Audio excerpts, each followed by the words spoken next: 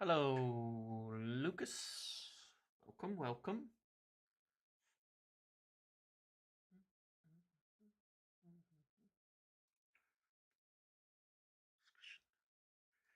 What's going on here? Come on. Why are you not working? Come on. Go live. You too. Hang on. There we go. Okay. Took a second. Hello, hello. How we doing? Good? Good? All well? Bad? Angry? Happy? Frustrated? Rush Manu, hello my friends. Sam, Zarobi, Kano. Why is the world falling apart? Santiago, Venki. Ed. Yeah. Welcome. Hello. How you all doing?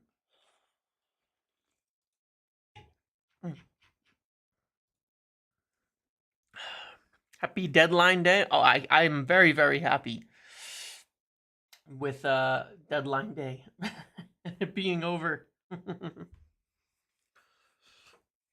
Transfer window is when most everybody loses their brain cells, myself included, but at least in summer there's a little bit more of a reason to do so.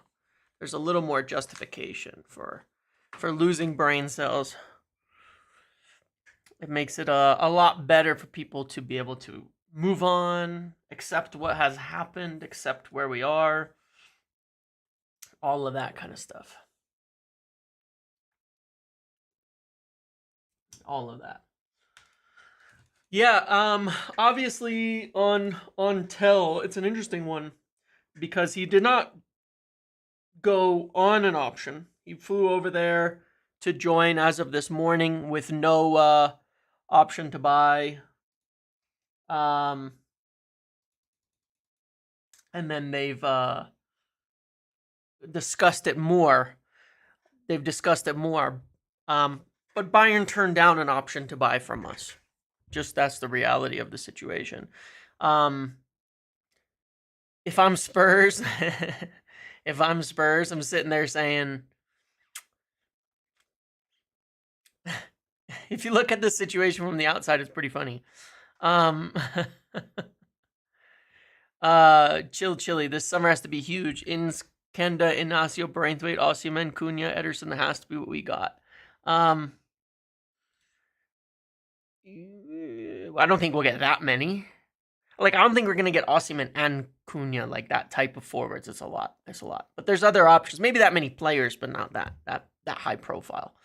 You got to look at it like Spurs agreed an obligation, right? Spurs agreed an obligation for a player who rejected them after he flew over there.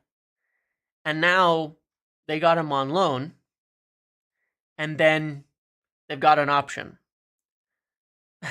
Now, you can look at that and say, wow, they've done a great job. Or you can look at that and say, the guy who didn't want to join them 2 days ago is definitely going to stay if they choose to exercise that option. Totally. Not just going to return to Bayern after playing for 5 months, considering he didn't want them. But if you're happy being a cuck, then a Spurs fandom is definitely for you. Just saying. He hasn't convinced him of anything. He can turn down the move come summer. It's an option. He can turn down the move in summer. He can make them a little bit happy right now by saying, oh yeah, sure, option. And what's that going to do? It's going to get him playtime. But he turned him down 2 days ago. So I think if you don't have a blindfold on, you can see what's happening here. He did not turn us down. Bayern turned us down. He wanted to turn us down all the time. He wanted to join us the whole time, and Bayern turned us down on an option.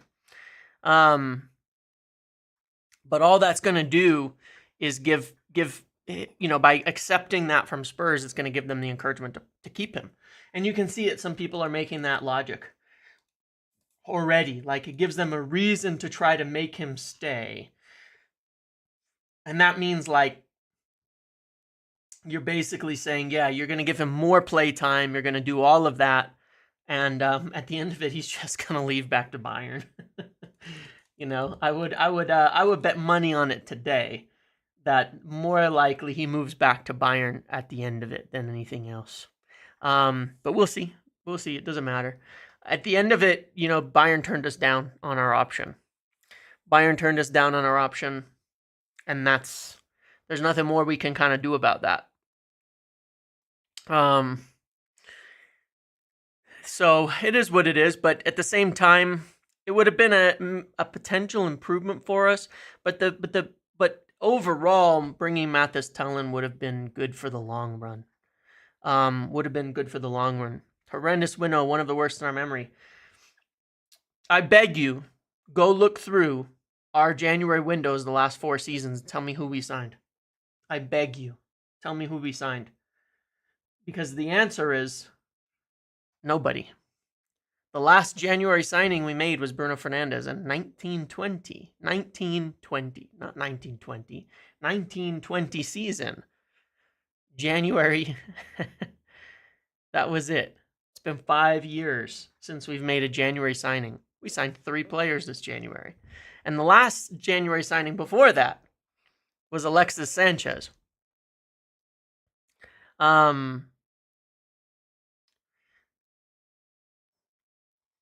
So that's kind of wild. And those were January windows. If it ain't Weghorst and Savitzer, it's Sanchez. Yeah.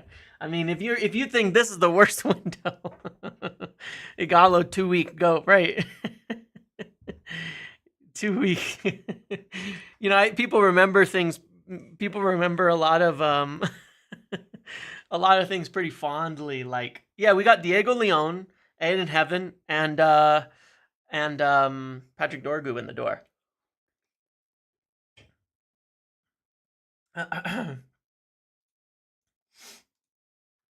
But that's with 0 in the past. I mean, most windows we get nothing. You know how much we paid for those loans too? That's the crazy part. You know how much we paid for Odion Igalo? And we all remember Igalo very fondly, because he was a really nice guy. He's a really nice guy, a lovely guy, right? We paid like 14 million for that. We paid 14 million for Odion Igalo for like 2 good Europa League games. 14 million. That's what you end up paying for shit. Yeah, one absolute banger, right? That's what you end up paying for shit in January when you get things on loan. And that is the cost of like that is the cost of a 50 million purchase from an amortization. Yeah, he was on Chinese Super League money. Yeah, exactly. He was expensive, man. He was expensive. He was absolutely, and he's a lovely guy. I love him. Lovely guy. Obviously a United fan, all of that. But he was 14 million and he lasted like 2 weeks and then he wasn't fit. He showed up completely not fit. Rush Manu gifting 10 more memberships to the community. I appreciate it so much. Once again, you're always here supporting, donating, things like that. It's amazing. It's amazing. Is Tel for 5 million for 6 months worth it? No, I wouldn't do a loan in general. I didn't want him to loan anybody, but regardless of what I wanted, they were never going to. You've been here at the start of the window, right? You've been here at the start of the window. And I told you before the window that they were probably not going to do any loans unless it were players they wanted to buy in January, right? Or in summer, rather. That was what I said the entire window. Whether I like it, whether you like it, whether anybody likes it, that was the plan going into it. Everybody knows that. Everybody at the club knows that. From the manager on down, every single person knows that to be the case, which is that. They all know that to be the case, that was the plan for January, that we weren't going to throw money down the drain. Because as ugly as it is,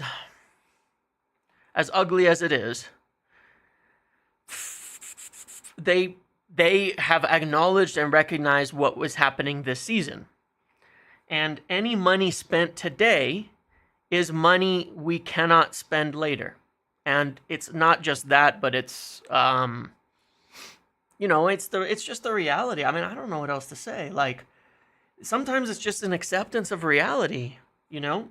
I've said this many times as we kind of got through it, right? Everybody's talked for a long, long time about United needing a rebuild. You know, everybody loves to quote the open heart surgery thing, like Ralph Rangnick's fucking Gandhi or something, okay? And his quotes are really that memorable, you know? Like, his quotes are that important, like he's some genius, okay? Well, what does that mean, actually? What does that mean, though, actually? A rebuild is... a huge part of a rebuild is not cheating it. We've always tried to cheat the rebuild. You know, we've always tried to cheat it. Every time we start doing a rebuild, we cheat. We say, fuck, it's so bad. Let's go spend some money. We bring Erik ten Hag in. We start buying smart players, right? Lisandro Martinez, smart signing, okay? Tyro Malacia was a smart signing. It was cheap. There was no real downside to it. Eriksson was on a free, older, maybe not the best one, but on a free, he could contribute. We lose a couple games. We're like, we're gonna rebuild. We're gonna build a team in Ten Hag's image. We're gonna follow through. We're gonna be smart. We're done wasting money. We're done with all of that shit. We lose 2 games, and then we spend 140 million on Casemiro and Anthony. You know, and it's like,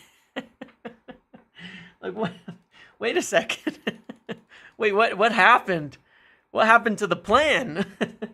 Because a plan is meaningless if you can't stick to it in the long run, right? If you're investing for your retirement and you're putting money in the stock market and you're pulling your money out every time the stock market dips, you're going to be broke in 1 year. You will run out of money. You are going to lose all your money. It's done. You're screwed. You cannot do anything that way. You have to stick to a long-term plan. In fact, in general, most of the time, the long-term plan is good. The short-term plan is shit. The long-term plan, when Ineos came in, was to sack Ten Hag. And I sat here and told you that for 6 months on this channel, that Ten Hag wasn't their guy. They caved because he won the FA Cup, because they couldn't find the right person, and because they just fucked up. And they made a big mistake. And they caved into fan pressure, people throwing their toys out, big channels, I'm Ineos out. If they sack Ten Hag, I'm Ineos out. How two-faced can you be and hypocritical can you be? Is it possible to be more of an idiot than to have that opinion and then turn around a few months later and they listened and did that and now throw a fit and say, I'm Ineos out because they're not doing what I wanted? How stupid can you be? If that was you, you're an idiot. You are an idiot, okay? And a hypocrite, and a liar, and you're dishonest, and you continue to spread misinformation. Well, now it's getting too specific. People just want what they want, and nobody should listen to them, at all. Same people, and a lot of people were pushing and talking about how it was a disgrace that we were going to be signing Dorgu not that long ago, that it was too expensive, that it wasn't worth it. There's no logic. There's no logic in all of this. There's none. People are going to complain if somebody isn't doing exactly what they want. That's all.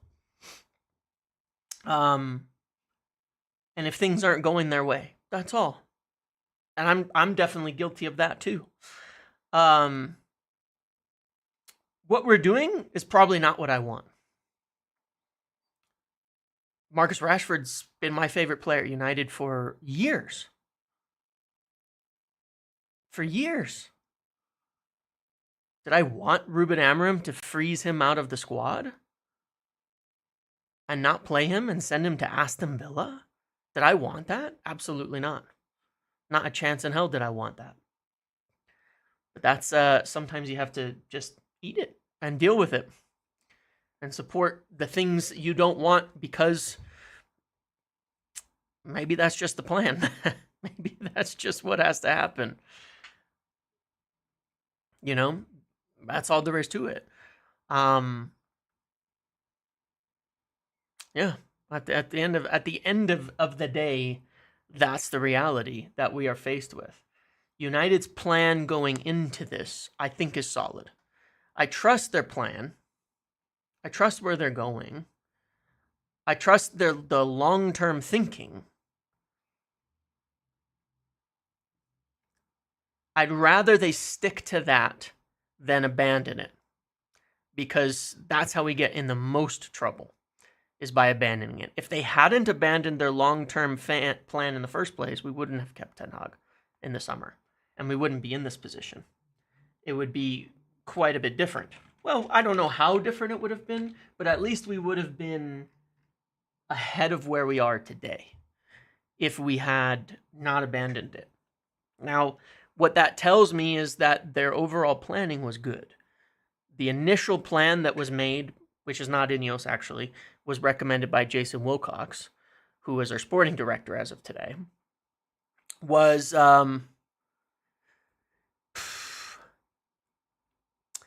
to let Ten Hag go. He made that recommendation firmly and specifically May 14th, and they didn't listen to him. So do I trust Ineos? No, that's the funny part about it. That's the funny part about it. Is that you can tell how misinformed some people are when they say it's Ineos. It's not. I don't back Ineos. I back the people who made the plans. Jason Wilcox made the right plans. He's not Ineos. He's United. He works at United. He's not Sir Jim. He's not Sir Dave. Do I want Sir Jim and Sir Dave influencing our football decisions? No. The further away they can be from the club, the better. But Omar, Wilcox, these are smart people who have smart plans. And if they'd listened to the football people in the first place, then we wouldn't be in nearly as bad a position. So I'm going to tell them right now to listen to the football people and ignore their own instincts. And that's what they're doing. So do I want them to override Wilcox and say, you know what? Fuck your plans for summer. The money that we have, the budget that we have, what we can spend, fuck all of that. Fans are unhappy. Abandon your plans because we're taking heat. That's what people want? That's what people want? Really? Is that what you want out of your football decision makers? Is that what you want out of your owners? To the instant the pressure steps up, to step over the people who make the decisions and are hired to make these decisions? I mean, that's ridiculous. What people are actually asking for is for Ineos to step in and be the sporting directors. That's what people want. Whenever you complain about this, that's what people want. But it also tells me they have no idea what they're talking about when they do it. And they're just, they're just driving more drama, riling up United fans. There's no truth in any of it. Sir Jim isn't sitting there saying, don't sign a player, do sign a player, all of that. And I don't want him to. The last thing I want is Sir Jim and Sir Dave going to the board, holding one of those meetings and saying, can we get someone in on loan? What good is that going to do for us? I don't understand it. What do you think that's going to do? That's all about. That's it. Everybody's just wanting to get everyone pissed off. And the reality of the situation is we have to deal with it. I'm not happy with the state of the squad in the slightest. I'm not happy with the state of the team in the slightest. I don't think anybody is. But you can be unhappy and also recognize that you can't solve all of it right off the bat. Unfortunately, I didn't say you shouldn't be pissed off. I didn't say you shouldn't be upset with the attack, but being an adult means you can be angry about things. But sometimes you still have to accept them. Alex, they want a kebab, a pint, and 3 points. Yeah, that's fine. Like, being angry doesn't change anything. So you can be angry. Of course. You can be frustrated. Of course. And what is the outcome of that? Everybody with kids knows that. You have to have this conversation with your kids all the time. They get angry. They get upset. They get frustrated. Okay. So you move on. You continue to do what you're there to do. You don't give in.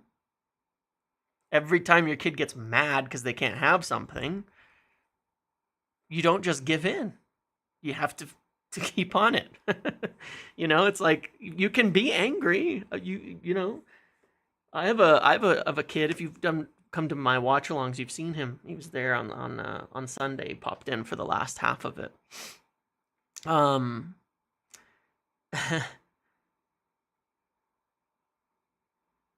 You can let people have feelings, and I don't see anybody has to. I would never tell anybody don't be angry, don't be upset, don't be bothered, don't be frustrated. You absolutely can. Why not? And then what happens? Nothing. Because you're an adult, and it's nobody's job to make you happy. Only you can make you happy. Only you can. That's the funny part. Signing a few players isn't gonna change your life. I promise you that. The other thing that's kind of funny here is this. Okay, by the way, this is the net spend of Arsenal, City, and United. Ralph promoted established club style first, then get players that fit the style first or second. Contract players who still have drive. Simple. And that is correct. His ideas were correct. They weren't revolutionary, but they were correct. And we're kind of in the process of this. But this is actually the net spend at United between summer and January. So now tell me, how do you actually look at this from a factual standpoint and say, we have the owners that aren't willing to invest in the club? Because this isn't an opinion. These are the numbers in euros, by the way, in million euros. We've spent 100 million more net for City versus City, and 116 million more net than Arsenal between summer and January.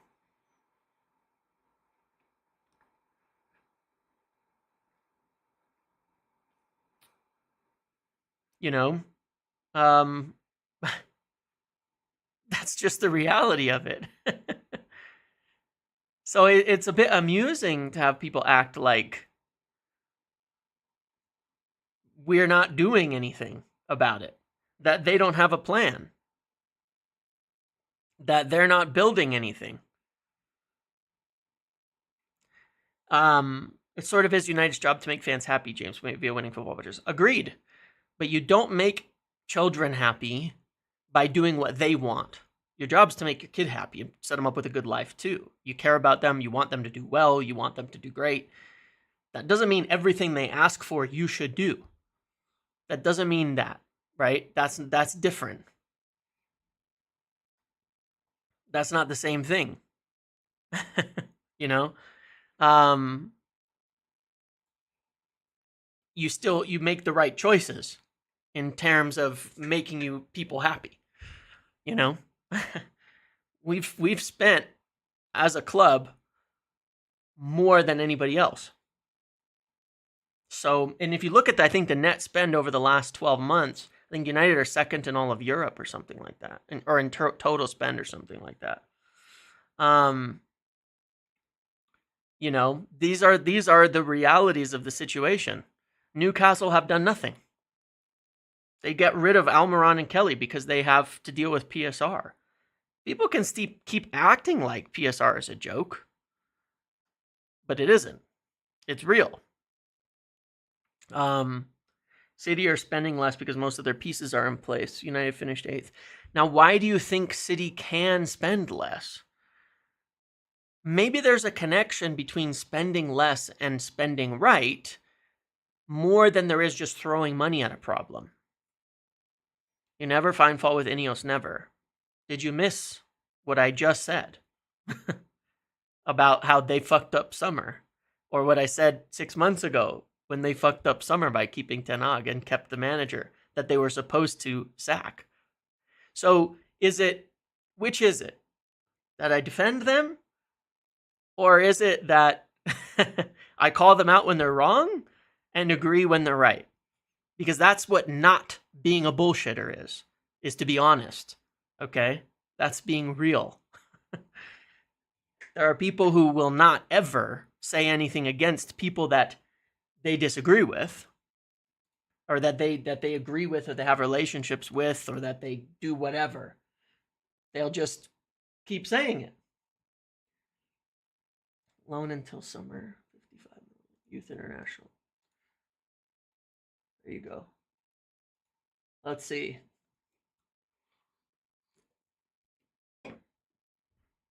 €55 million. Purchase option.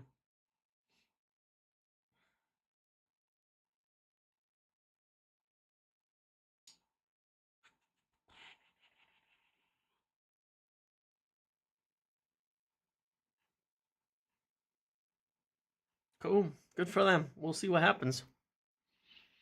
PSR this year would put us into relegation. True, if we violated PSR. You also have to think, okay, if we couldn't get a deal done for Tel, what would be the price that we were offering versus what the price that Spurs were offering? Because maybe we just don't value him at 55 million. That's a lot of money for a player who is not playing right now. That may not be the amount that we want. With loan fee at 60 million, that's expensive. That's a lot of money. We didn't get rejected for Spurs. You gotta think about it. The player wanted us and rejected Spurs. Bayern turned down our offer. So you're saying that you have to be betting for this to be a mistake for us, that he's worth 60 million and that we should buy him for 60. And I bet 2 weeks ago, none of you would have thought about signing him in summer. Anyone complaining 2 weeks ago probably would never have said, you know what? Tel for 60 million this summer. That's what I want. There's no way we would pay 60 million for a player like that. Absolutely no way. None at all. Tel is an insane coup for 55 million euros? Okay. Okay.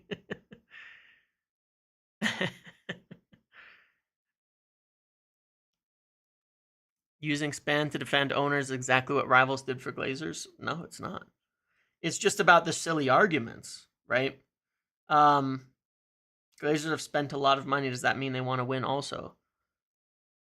You're talking about completely different things. You're talking about completely different things. That's completely without context. Because what you're saying is if we can't spend, it means they don't care. But we have spent. That's the point.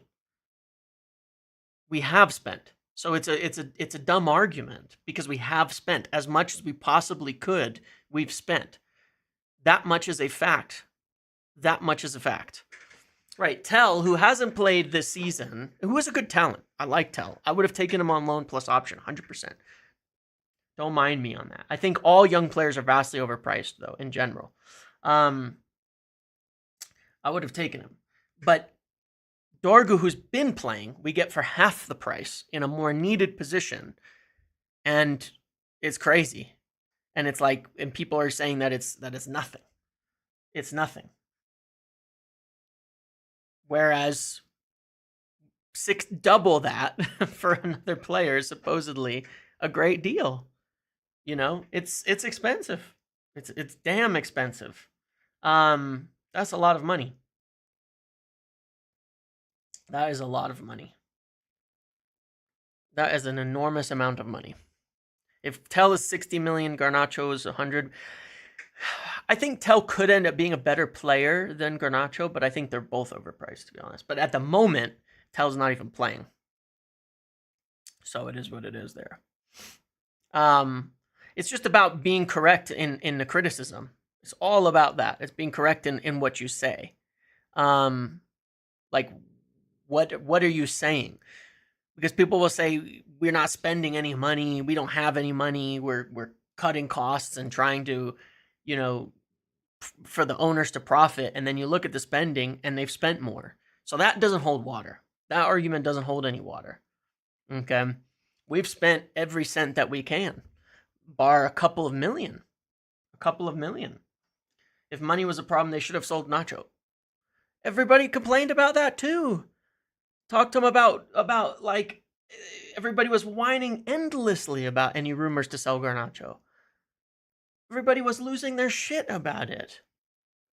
About how we're, you know, pillaging the club's academy talents and youngest players. Come on now. Don't be ridiculous. Tel money should go towards Gyökeres or Osimhen. Absolutely. Absolutely. Absolutely. You know, Tel's a good player. He could work out really well. But 60 million euros is a big price. We probably didn't want to offer that. Osimhen is 65 million. Yeah, that's his release clause in the future. Yeah, that's an interesting one. That is for sure an interesting one. It's just panic. It's just panic. I mean, we could poll it here. Let's see. Yeah.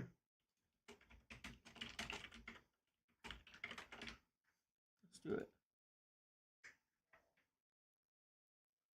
Because the problem you have is let's say you get a player and he does decent, right? Then the club that's selling wants it, you know, knows, like the club that's selling is like all over it. And you have to pay that price once it's set. That's a lot of money. That's a lot of money. And then they know they've got you up against the barrel because they know they've got you up against the barrel after that because you want the player, they've played for you, and you need them. How is it misinformation? I'm looking at David Ornstein's thing here right now. It's 55 million euros. It's 55 million euros plus the loan fee and the wages for the 6 months. Okay, you're using pounds. Fine. Then Dorgu was 24. It's the same. It's a conversion. It's half. It's still double the price. We're using euros because we're talking about a player comes from Europe. And we're making comparison to other players in euros as well. So it's 55 million euros. 60 million is the total cost to bring him in.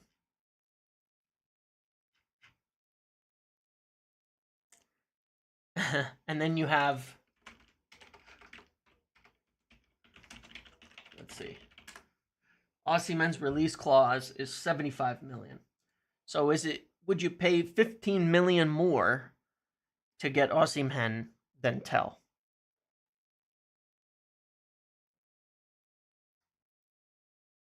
you know.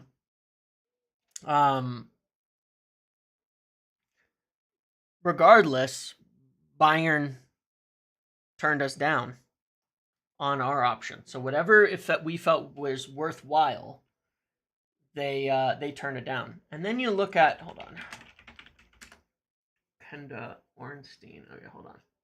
And then you look at this article from Ornstein, and I'm using euros because he keeps putting it in euros, by the way.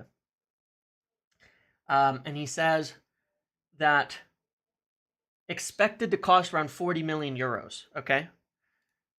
Kenda costs 20 million euros less than Tel, and is a player we want more, in a position we want that we know that is an exceptional talent that is less risky because we're playing.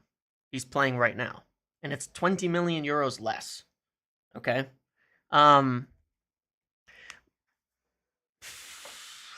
We still won't get Kenda. Okay, well, I'm glad you can see the future. And you also have to add into it, Tel essentially plays in the same position as Garnacho, who Amorim likes, seemingly, and has changed his mind on a lot. It doesn't say expected by us. It says expected to cost. That's David Ornstein's own information. So that's what it is. You know, it doesn't say expected by us. It just says expected. He'd have played 9 if we got him, and then what? Is he the striker we wanted in summer? Is he the striker we wanted in summer? No. He's not. He's just another development striker. So it's good to get a player like that as a talent if you know you can get him at the right value. So if you want to say, again, like, we should have got that deal done, you just want something to happen. A player you probably knew nothing about 2 weeks ago. And at a price that you don't know that we wanted to pay it for. Like, it's crazy. It's not that complicated.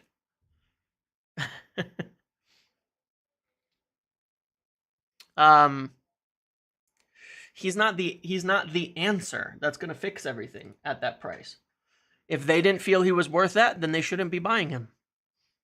It's pretty much that simple. If they didn't feel he was worth that, then we shouldn't be buying him. None of that changes that. Mathys Tel previously rejected Spurs advances to buy him out, right? Now he's set to go on loan with an option to buy. What changed? Right. Exactly.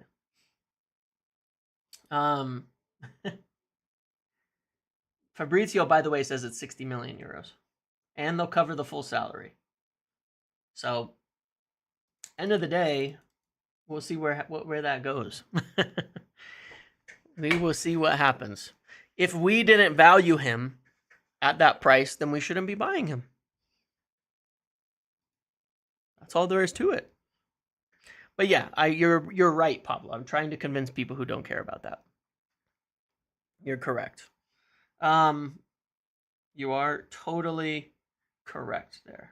The people who are still not getting it don't want to accept it, and that's fine. That is totally okay. Now, that being said,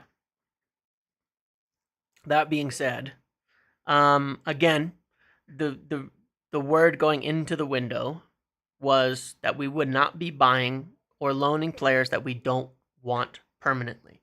And we're not going to pay for players that aren't of the right value for us. So if that doesn't fit Tel, which obviously it didn't, then we're not going to get him.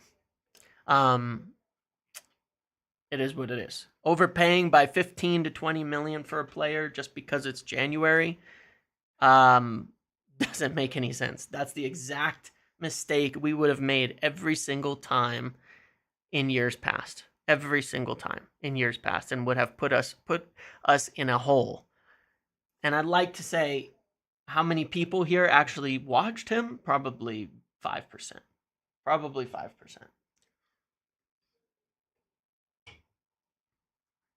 It can be a target that can be one that is not the price that we want. You know? So that's all that there is to it. Maybe we valued him at 40 million. So what? You know? It can be that simple. We only moved for Tel when he made himself available 4 days left. Right. It was an opportunity in the market. It was an opportunity in the market that we looked to try and get done. And we ended up not overpaying for him versus what we valued him at. So it is what it is. Maybe it would have helped. Maybe it would have been nice. Maybe not. I guess we'll see. But I'm going to be less upset about us not buying 60 million euros players that we don't know. I'll be less upset about that than I am about us buying them.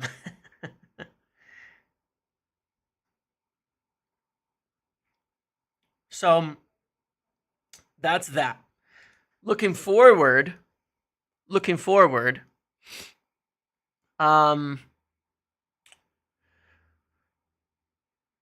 they are working on things for summer. That's the truth. You may not like it, but it is the truth. I don't know why anybody wouldn't like it, though. That's sort of the funny part. United paid 10 million for Amrabat on loan when he wasn't part. That was before Ineos. You understand that, right? That's exactly what we don't want to do.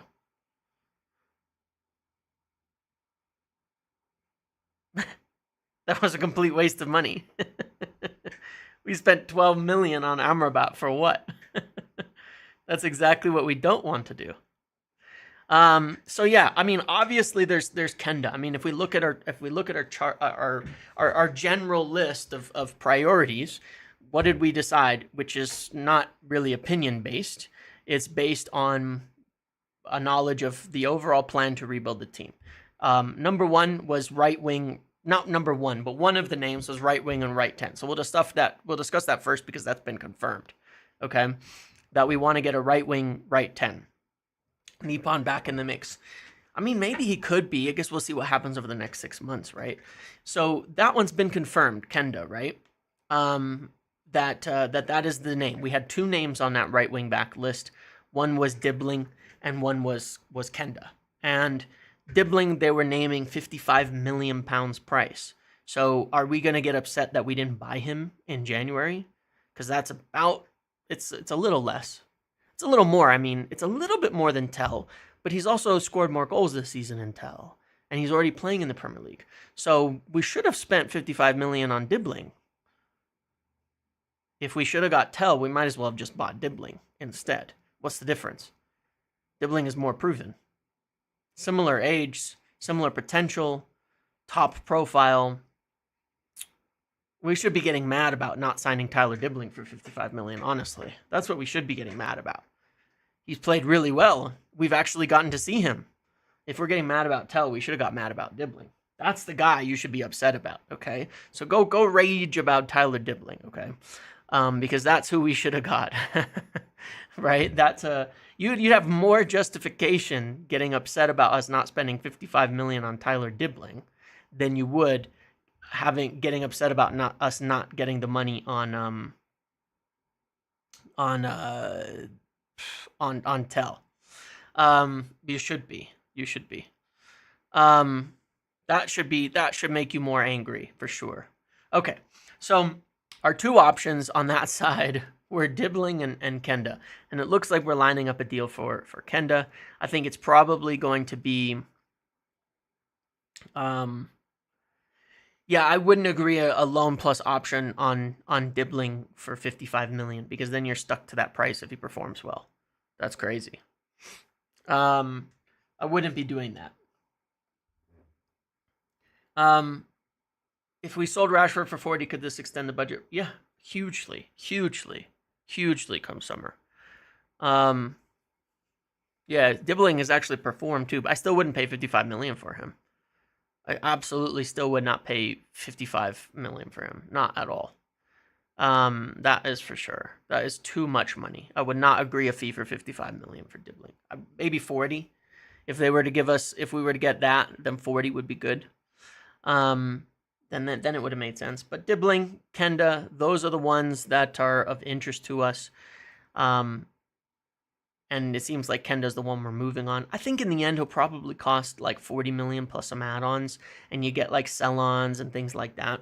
And Kenda is obviously a more natural fit for right wing back. He is a player that has been on absolutely everybody's radar for a long time, including United's before Amorim got in. And if there was one player to bring from Sporting, it would be him. It would definitely be him. And that's the right person to sign. It kind of solves a few things, right? Because it solves the right wing back position. It means that Mazraoui can be permanently in center back. It gives us options on the right side in terms of attack. And, and then in the forward line, it means that you get Ahmad. You have Ahmad up there. You have Kenda as a backup up there. All of that. So we have to get, that's a good deal to get done. With the space from the players who are departing just on free agency, just in terms of the wages that they would save us, we could probably do Kenda and have space left over. Just on that. Like if we weren't spending $1 and we were just replacing the wages from Eriksson, Lindelof, and Johnny Evans, we're talking about saving 400,000 pounds a week. So that's 20 million plus pounds. That's like, 28 million euros a year. So if you're getting him for let's say 40 up front, that's 8, and you're paying 100,000 a week, that's 5, 13. So you use half of the space you save on wages just from the free agent departures before shipping anybody else off. You can get Kenda in. That leaves you with enough space right there with 10 million euros more to go to buy a 50-60 million player. And that's all under the same amortization bracket as just from the wages you've got off just from free agents. That's how ridiculous the amount of money we've spent is. When we look at our wages, it's disgusting how much waste that we have here, right? Let's take a look at this. Casemiro, 18 million a year. Rashford, who is being covered for this season, but hopefully we can sell for next year. Mason Mount, who's going to be really hard to shift. De Ligt and Maguire, who are playing. Eriksson is on more than this, actually. It's over 200,000 a week. It's over 200,000 a week. Luke Shaw, who's not playing, that'll be hard to shift. Lindelof, over 100,000 a week. He's on closer to 150, actually. And then, who's the other one? Johnny Evans isn't really listed. Okay, he says 65. It's a little higher than that. These are actually underrating it a little bit, funnily enough. But if we can shift just those three on, again, you're talking about in the range of 400,000. Yeah. So we can do an enormous amount just on those guys alone. If we can sell anybody else, Casemiro, Mount, Shaw, anybody else on here that we can move, obviously Rashford, as well. Even with just the free agency, regardless of everything else considered, we can get, we can get those players in, and then we can probably afford the fee for a striker. We could probably afford a fee for a striker just on the basis of the free agent departures. We could get Kenda and a striker's fees just on that. We will obviously have some money to spend. We have money to spend every year. And we will again after July 1st have money to spend. So I think even before sales, we can get Kenda and a big time striker in. Even before sales, I think we can get that in. Just based on the basic financials. Then we need probably I mean, after that, the priority is, well, one, we'll have to see how it goes the rest of the season, right, with certain players. We'll see how it goes with Garnacho up there. If magically Mason Mount or someone gets fit, that would make a difference. But signing a top striker also means we probably move on one of ours. What can we get back? I'm not sure. What can we get back? I really don't know. It's probably easier to move on Xerxes because we paid a much, much lower fee for him than anybody else. That it would be much easier to move on Xerxes, but I'd rather move on Højlund at this point in time, just in terms of who's performing better. Xerxes is a lot easier to move because we only have like 25 million on the books for him at this point after this season. So you could probably sell Xerxes to Italy for, 30 million and make even a little profit on it, but at worst clear it off. I don't love the idea of that. I guess we'll see what happens over the next 6 months. When do we get the Sancho money? And that's a good point too. That essentially, I believe, triggers once it's confirmed that Chelsea are over the 13th place position. So that'll be close to the end of the year. That's not going to help too much though, because we've already got it's going to be a wash financially, and we've already got his wages off the books, right? So it doesn't change too much for us. It doesn't change too much for us, unfortunately. Højlund will be tougher to shift. So I think depending on who they like if they end up liking Xerxes more by end of the season, then probably we loan out Højlund. Okay. We probably have to loan Højlund out. Get a fee for him, get his wages covered, which are not too high, and at least that would reduce our costs a bit. And that would help. It would help at least cover the wages for a striker. And then you get him out, get him playing, get him developing. You're running the amortization down more. Maybe he develops into a better player. But yeah, after 2 years, he's still like 40 million this summer in terms of his value. So unless you're getting someone to pay 40 million, a loan is probably the only option. But one more season, then he's worth 25. You could probably break even then. So it depends on who works out better over the rest of the season. If it's Højlund, then you sell Xerxes. It's going to be easier to do it. If it's Xerxes, then you probably have to loan Højlund out in order to get that done. So United withdrew because Bayern would not give us a loan plus option. He wants us, but goes to Spurs for a loan plus option. And we pulled out for 5 million. Yeah, essentially, sure. I mean, you got to think about the logic because we don't know what option we wanted to offer.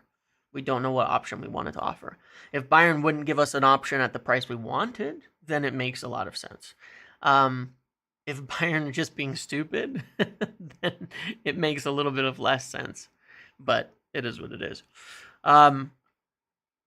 So yeah, that changes things. So yeah, so just with the free agent signings, releases, and little things like that, we can get a Kenda and a striker, and we'll probably have to loan one of ours. Loan Højlund or sell Xerxes, and that gets us there. Beyond that, we need outs, for sure. If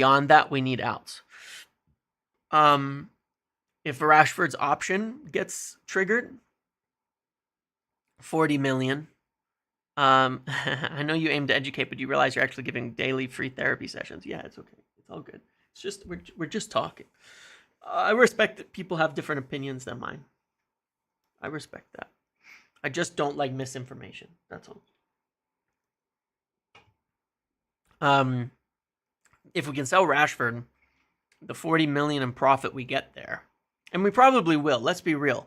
The option for Rashford is pretty low, given his potential. And I actually think it's really smart. At 40 million pounds, to Villa.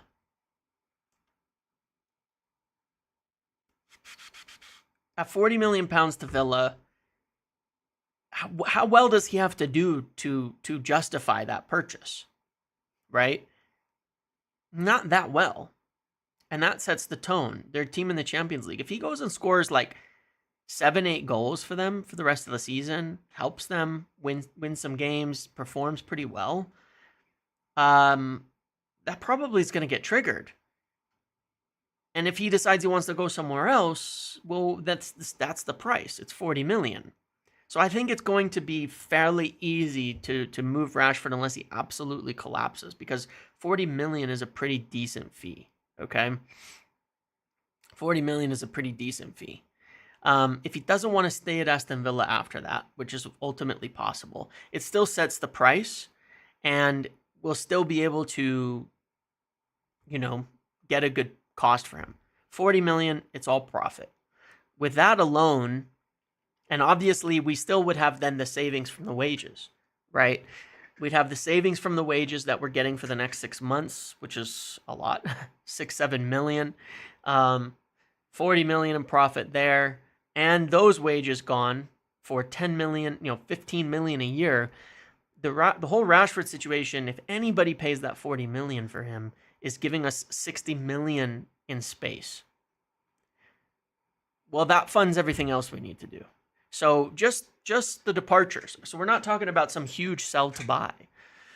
If you really math it out by getting rid of these high wage players and letting players leave for free, which we usually don't do, we kept giving out new contracts all the time.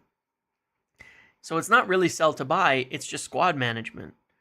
Whereby in this world, we can get our right wing back and a striker for just letting people go that are scheduled to go, and loaning or selling one of our strikers. With Rashford's sale, which is very likely to happen at that price, and his wages off, that's 60 million in space. Well, that allows us to do anything else we need, frankly. If we go for a midfielder, and it's 40 million there, and it's 40 million for another forward, that's 80 million. And plus their wages, we can afford it. We can do it. We can do all of that. So quite honestly, we're positioned well to spend in summer. We are positioned well to spend in summer. If we can shift more, it's a bonus. I'm not like 100% counting on it, but if we can shift more, it's a bonus to me. I'm trying to be level and not too optimistic about it. But realistically, yeah, I think we could spend 150 to 200 million quite simply with just selling Rashford. Without it, probably 90 to 100 is about where we would get. But then there's Antony, then there's Casemiro, then there's anyone else we can loan, obviously, just to save on wages. If Malacia gets off the books permanently, that's more savings. Not a ton, but a few, 3-4 million, you know what I mean? And that seems like that's going to happen. And these are, I'm using these as examples of players that aren't doing anything for us now.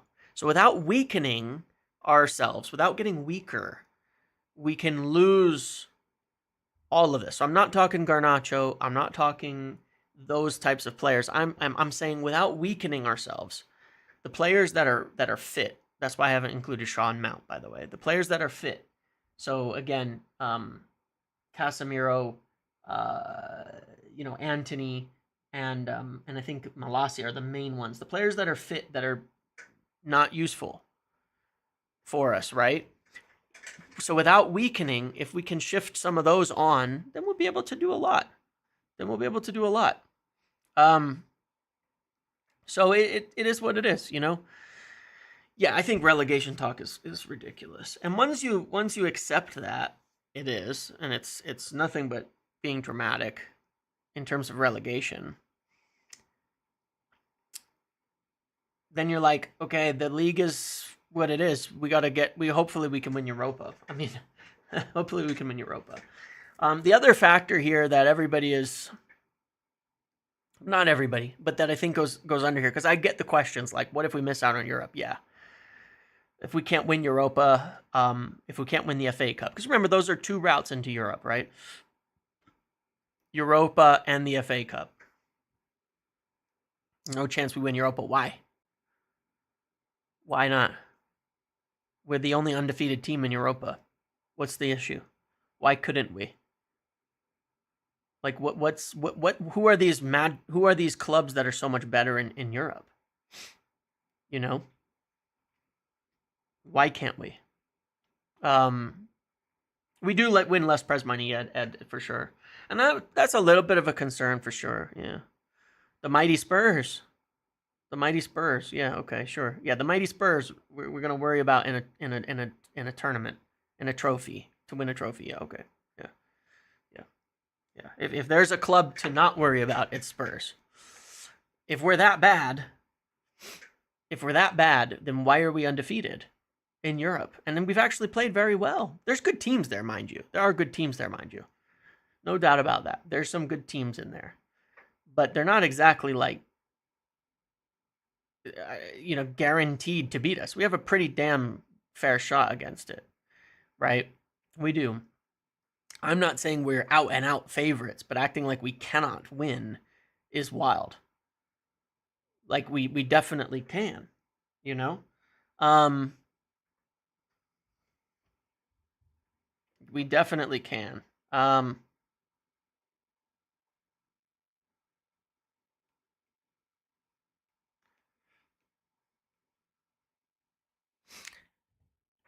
We can be competitive in it. We can be competitive in the FA Cup too. I mean, we just beat Arsenal in the FA Cup, right? And that's what's kind of funny. Like, it's just, I don't know. We're in a weird position this year. I wouldn't bank on us winning it, but I mean, we just knocked out Arsenal from the FA Cup while down a red card with the worst officiating we've seen on earth. Okay. The nice part about cup games, I got to tell you, the nice part about cup games, given the problems that we have, is that you earn more out of not letting the opponent score. You can struggle to score and still win cup games. And the best example is obviously the last Europa League win under Jose Mourinho. We really struggled to score goals that season. But we got a lot more solid defensively and just threw everything into it. I mean, I remember that final against Ajax. You guys remember that final against Ajax? Because if you do remember it, you remember just how fucking awful of a game that was. Like, you know what I mean? Like if you remember it, that was an absolutely terrible game. that was a Jose Cup win if there has ever been one. Okay, it was horrific. One of the worst games I've ever watched. But we won. We struggled to score that season under Jose for sure. It was rough, and that was against Ajax. It wasn't like against a young Ajax, right? Mathys Tel was there, right?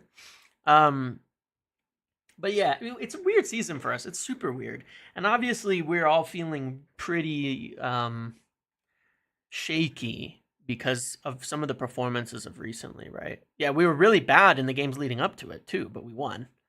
We were bad when we won. It's kind of wild. We thought we were getting Griezmann. I know, God, that summer was that was one of the first summers I actually followed transfers a lot because it was harder to get the news over here, and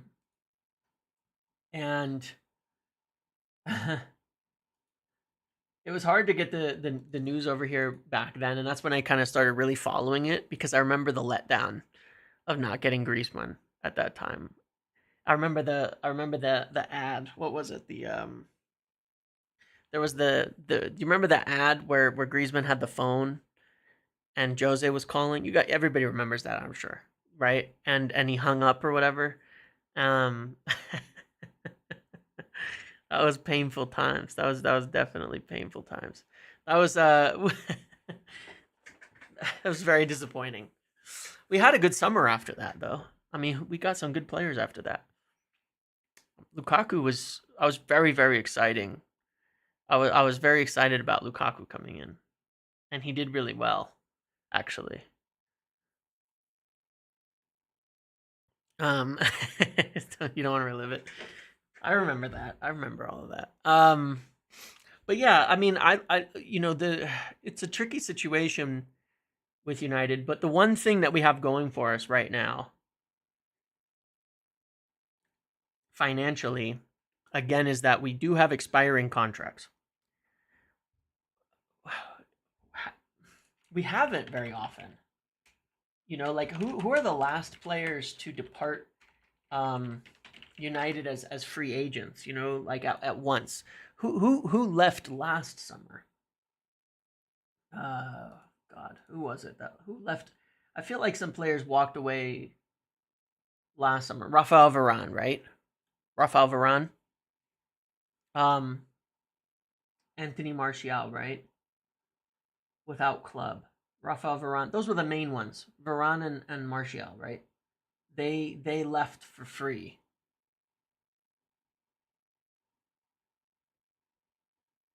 Yeah, okay.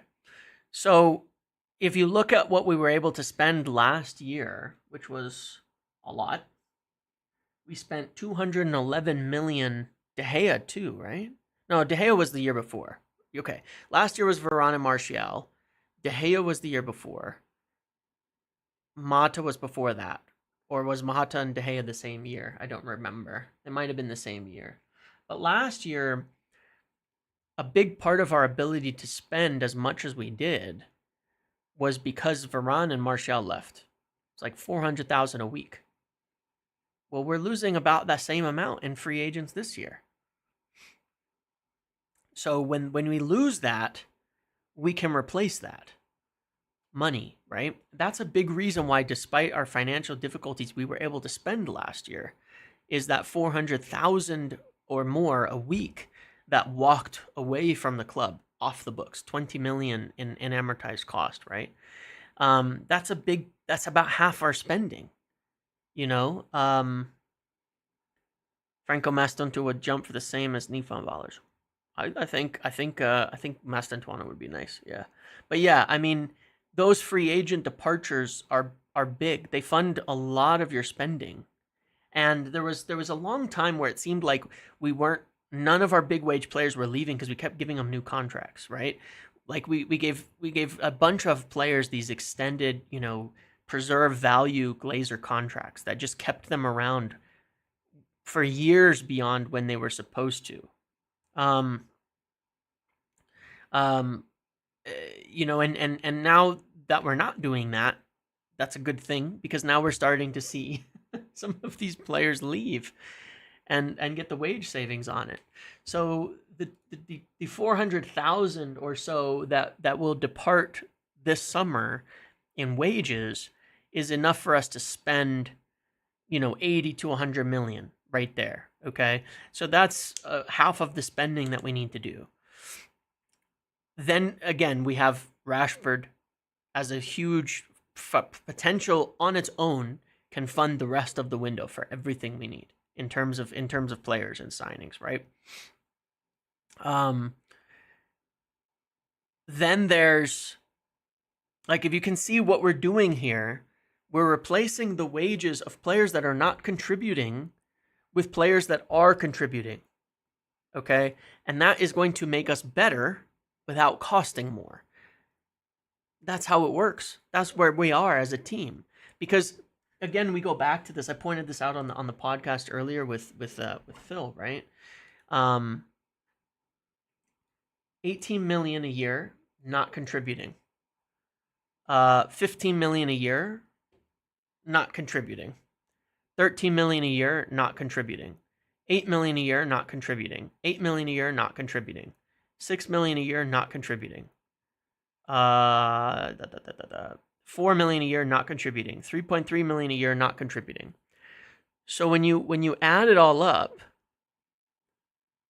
we're spending 100 million a year on players who are not even playing for us. Right? We don't have to go spend a bunch of money to be competitive. If that 100 million a year was being spent on, and that's just their wages, okay? That's just their wages. If that 100 million a year was being spent on players who were competitive for us, who were playing for us, who were helping us, where would we be as a team? Yeah, it's even more, Darren, yes, because of that. But I figure you're going to have to buy players, right? If they leave, you got to buy players, right? So I figure it's like, we can just look at it this way. 100 million in wages and their amortizations. Yeah, the wage, right, our wage, I think this is what you're saying, Michael, which I agree with. The wages where we're at at the top isn't a problem. But who those wages are being given to, they're not even contributing. They're not even contributing to the team. Now, we can't get rid of all of them. We can't get rid of all of them. We have no way to get rid of all of them. But we're guaranteed to get rid of, 8, 14, and Johnny, which I don't really have a problem with Johnny Evans. He wasn't, it's different with him, but still. There's 18 or 19 million a year in pounds that we're paying for that we're losing that haven't given us anything. So we can replace that.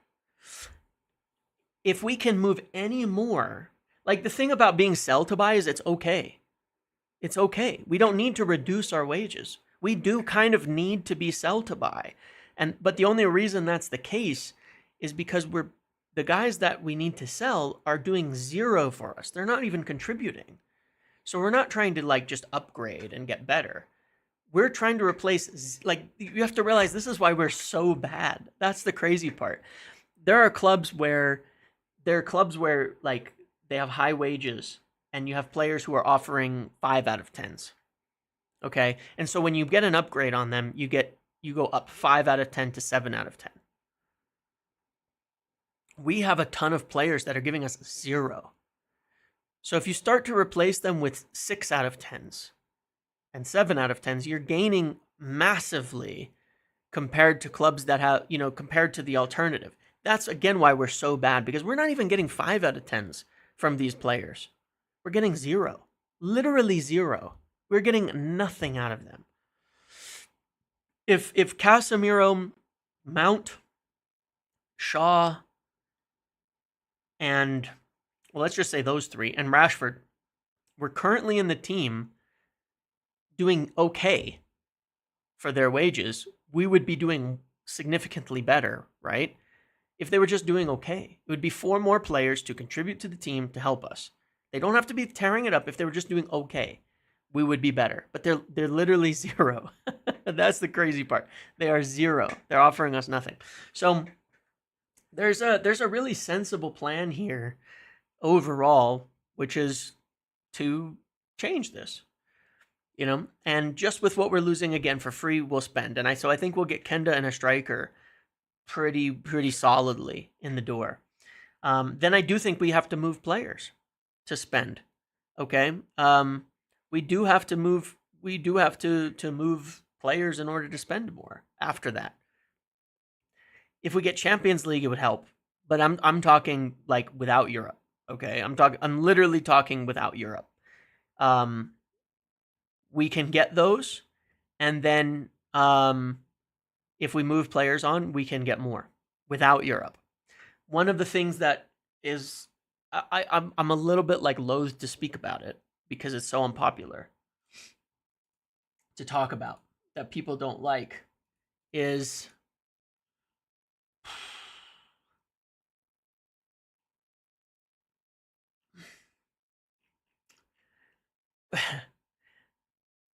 all those cuts.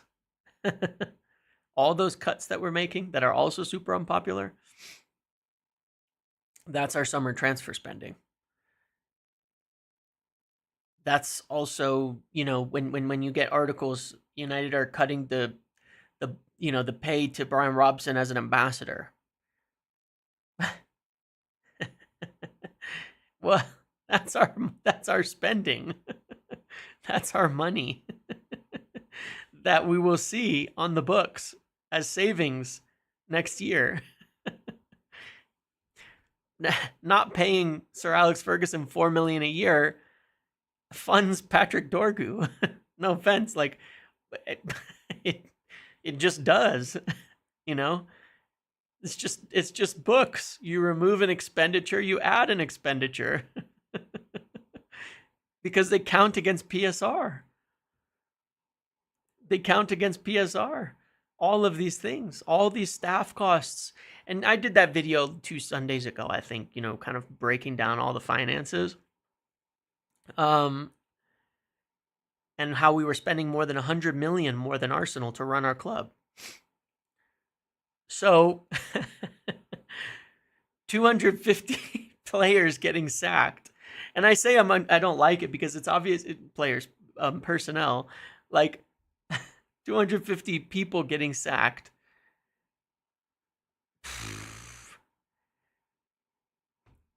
Is $30 million. Well, there's your transfer money. There's your PSR space. And it doesn't feel good, but it is necessary.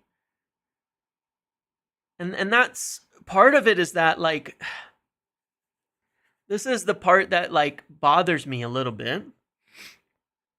Where part of the whole hypocrisy of the whole thing is leading up to January. You've had people pissed off at Ineos about all of this. Now, I understand. I absolutely and completely understand why fans be upset about certain things, right? Like ticket prices, stuff like that. Because you don't want to have to pay extra money to fix the club as a fan. And that is totally acceptable.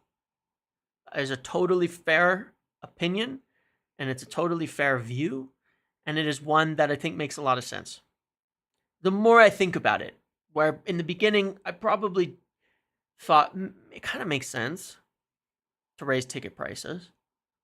Now I'm thinking, the more I've thought about it, the more I've thought, I think it's a bad move. I think that because there's a lot of other things you can do to improve financially, which they're doing,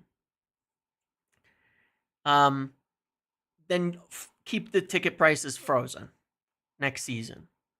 Maybe when you get a new stadium, or you increase it the 5% that everybody else does, or something like that every season, right? The more I think about it and the more I've come through it, I thought, yeah, better not, because people are being asked to struggle and suffer with it.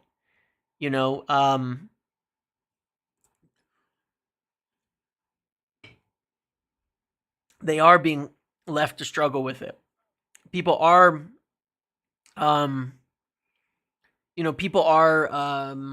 they're the ones going to the games and having to keep supporting the team while we're bad. So I can sit here and say, suffer.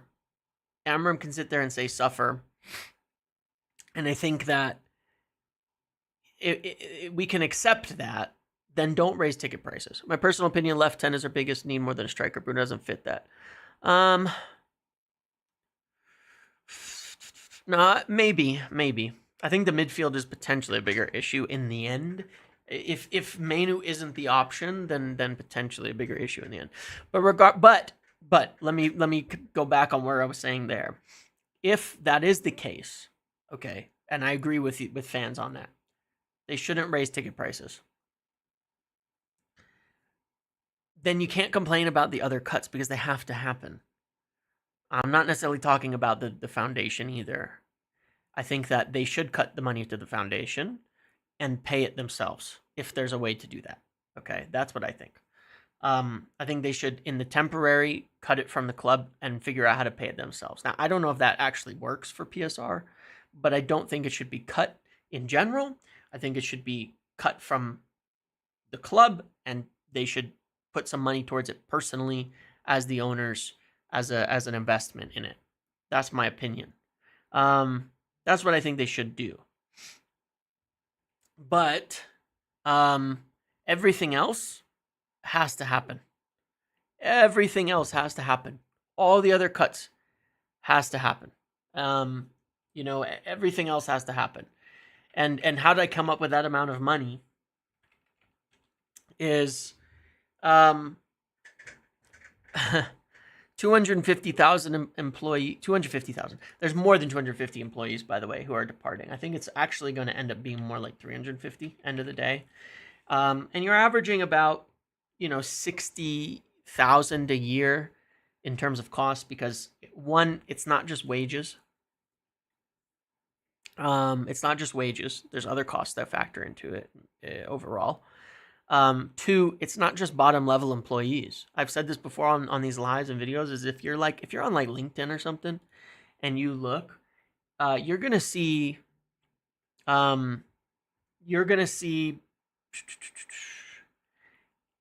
people leaving left and right, and they're not bottom level employees. A lot of executives, mid-level executives, managers, mid-managers, quite honestly, the people in most corporate worlds that are useless. No offense to those people, because not all of them this is true for, but a lot of those middle managers that you really don't need that make that fair bit of money. So it's across the board that the cuts are happening. So at the end of the day, they're cutting. It is going to, all the cuts put together result in somewhere around 40 million or more. And we're gonna find that out. We're gonna see that on the books moving forward. The other thing, again, that's 40 million in savings, yes, and it'll probably end up more. There is another savings. I broke this down again on the video the last week because it's somewhat been misrepresented. Some of the finance costs, the interest, there's a couple different types of borrowings, right? There's the Glazers' original debt that they put on the club, which is ridiculous and frustrating. It costs United about 25 million a year. A big chunk of other interest and finance charges is that we haven't had the cash flow to run the club. And so they've been borrowing from, you have heard me on the LinkedIn thing. They've been borrowing from the credit line, 200 to 300 million at a time. And then you have to pay for that. You have to pay interest. You have to do things like that. And that's a chunk of the finance charges as well. The cash that Sir Jim has injected in as a part of the original agreement should help United cash flow wise to function, okay? So that they don't have to borrow so much money. That means we'll pay less finance charges. So in the end, all told, from purely the business side of the club, there's probably in the end about 60 million in cuts. Okay? I don't know that we'll see all of it immediately, but that 60 million a year, mind you. It's not one-time savings. It's 60 million a year. So that's pretty significant too. So if these things happening, the people departing, and all of that, even without Europe, United will be able to spend. They will need some departure. They will definitely need some departures to spend more than that. But that's why they're making all these decisions, because they know they need to be able to keep spending on football, because that's the only way we're going to get back up to the top, right? Is to spend on football as much as possible and get the right players on the right wages and not be wasting half of our fucking wage budget on players who aren't even playing, or a third of our wage budget on players who aren't even playing. Greenwood might get us a nice sell on. Yeah, there could be a 15, 20 million windfall there. 75K capacity, 75K want tickets, 100K new stadium, 100,000 people will buy tickets. I guarantee you that. Well, as long as we're not being relegated, but yeah. It's going to be a while anyway until there's a new stadium. But I mean, this is the kind of the truth of where we are at the end of the day. And yeah, we have to live with it at this point in time.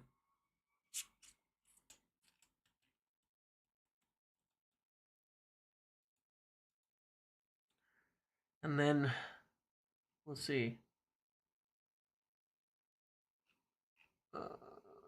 Okay. Yeah, I mean, it sucks. Obviously, right now, it does suck. I think we're all in that boat, but there's a lot to come. There's a lot to come. Um, yeah, there's other things. Irish Serpent, totally true. It's not just the capacity. Um, it's also for sure the to make the whole center to be special, right? More investors, more business, more sponsors, but also United getting a cut essentially of everything that's going on there, and make it be a place where people want to go. And that's, that's certainly a part of the strategy as well. Um, yeah. They want SoFi in Manchester. Totally correct. Yes, they were incredible. I mean, I was there. I went to SoFi in LA for that game. I spoke with people there. They were incredibly impressed with the whole thing. It definitely changed their outlook, or at least shaped some of their outlook on it. I spoke with people from United while I was there, and they were blown away by what they were able to do. They were absolutely blown away by what they were able to do with that, and what the whole ground and what everything looked like. So I'm sure that shaped some of the view about the whole thing. No doubt about that. So yeah, I mean, I guess we will see that where we get.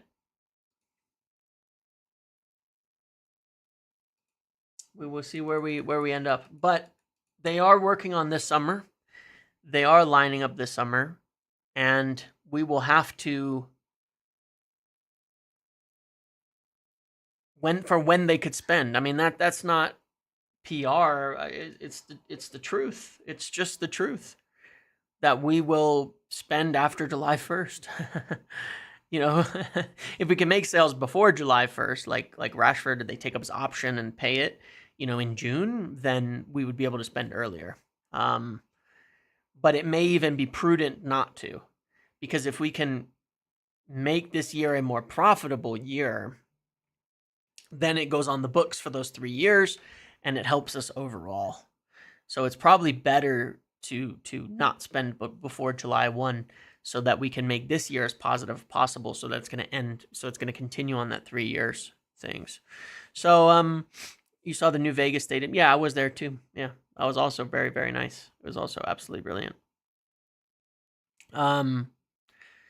So yeah, I mean, I think overall, yeah, they're being lined up for when we can spend. We just can't spend. I mean, we couldn't buy Kenda now anyway because he's 17. But yeah, we could we can later, and we will later, and it'll all be lined up. And a striker is absolutely the top priority on top of that.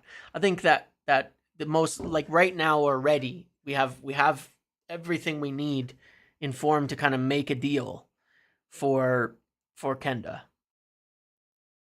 And then we will get a striker, and then we will probably have to move players more beyond that to get more. And then I do believe we should be looking at more continuing to get smart signings in other positions in the summer, right? So I look at the midfield and I think, okay, there's obviously there's Ederson. We don't know what he'd cost. 50 million, might be a bit much. I don't know. But can we find more options? And obviously, I'm not saying it'll happen. I'm not saying anything's changed on this, but given it was, we were kind of talking about it on Twitter and whatever, like Hayden Hackney as a young player from 22 years old from Middlesbrough. He's been playing under Carrick. Profile wise, he is the perfect foil to a guy like Ugarte that we have, who is a disruptor, is a defensive, play breaker. If you want someone who's box to box, who can progress play, Hackney is one of the best players in the championship when it comes to being good on ball, and being able to carry, to progress the play, to do whatever you want while also being combative off the ball. Highly intelligent player and fits it really, really well. That would be a good one that you could probably get for 25 million. That would help there. He's fantastic in every facet on the ball. Yeah, I've had Hackney on there because I know we were watching him last year as well. So that would be a good one to look at, where you could get the right player at the right price. And I really rate buying from the championship. It's something we've not done, but you look at so many players where they've come from. There's so many bargains and players that people are getting. There's a lot of them out there, and I completely disagree with the idea like you can't buy, like buying from the championship is smart business. Musiala has 1 year left. Next window, keep dreaming. Keep dreaming on that one. Obviously, that would be amazing, but yeah, there's a lot of players that have come from the championship into the Premier League and done exceptional that people have been clamoring for over the years. There's a lot of good players there. There's a lot of good players there. So that would be a good one for that position. Yeah. I mean, guys like Ivan Toney and Gerard Bowen and these guys came from a lot of these clubs, you know. There's good ones in there, good goal scorers. I mean, you know, Liam Delap right now that a lot of people want, you know, where's he come from? 60 million pie option on Tel is going to say madness. We forgot our Hoyland fee. Yeah, that's a lot. Ahmad was exceptional in the championship. Adam Wharton, sure. Ahmad was exceptional for Sunderland. And look he's come right in and he's practically our best player already. You know, he's practically our best player already. I mean, I think what Michael Lise joined Palace from Reading, was it? From the championship? Is that, do I have that right? He obviously took the step in between before going to Bayern, but everybody wanted him last summer. Top player. Is that where Elise came from? Was it Reading? I don't know if I have that right or not, but I feel like he came from the championship. I might be wrong. Maybe I'm making that up. Bellingham. Sure. He was pretty young though, but yeah, for sure. Yeah, there's a number of them. And so it makes a lot of sense. It makes a lot of sense to me to buy a few players from there. Ezzy, yeah, there's a lot. So it makes sense to get some good prospect from there. I would get a center back from there. You know, if we don't want to go pay a bunch of money for Braithwaite, you know, if we don't want to go get a bunch of money for Braithwaite, which I could understand, a left center back is definitely going to be a priority now. Then with Lissandro's injury, which is super unfortunate, then, you know, which I would agree. You know, we shouldn't go spend 60 million on Braithwaite. Heaven will get some time for sure. He will get some time. We'll see what he does. Then we should go for. Then there might be guys in the championship as well, but there might be guys in other leagues too, Portugal, places like that. And yeah, it's quite physical. Yeah, there's good leagues to transition. That's why I always rate Portugal as well, because of the physicality of the league translates pretty well. So does the championship. I mean, you look at. I mean, wasn't Robertson from the championship as well? For I mean, Liverpool, they got some real gems from the championship in building their best team, right? Andy Robertson, right? He came from oh God, I can never remember. Was it Hull that he was at? Where was he? He was from the championship, surely. Hull City, yes. So it's like, yeah, there's a lot of good players you can get if you get the right ones. Maguire, he was a good step up from Hull as well. We just paid way too much to Leicester, right? But I'd take a Maguire level player at left center back. Gyökeres, right? I mean, people want Gyökeres now. Well, he was in the championship before, so it's like, it is what it is, right? There's a lot. There's good Jamie Vardy, right?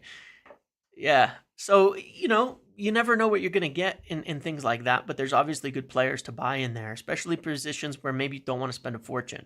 I would consider that with left center back. A Maguire level player with the right fit, I think would, given that we have options, you know.